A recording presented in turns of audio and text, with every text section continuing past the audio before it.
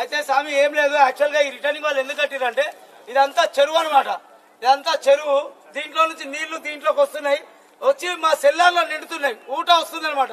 అయితే గవర్నమెంట్ అధికారులు ఏం చేశారంటే సెల్లార్లోకి నీళ్లు రావద్దని ఇది ఇక్కడ నుంచి జరుగుతారు, ఇక్కడ నుంచి ఆడదాకా కట్టిరు. అక్కడ నుంచి చూపించండి స్వామి, వెంకలు చూపించండి. అక్కడి నుంచి అంతా కట్టిరు.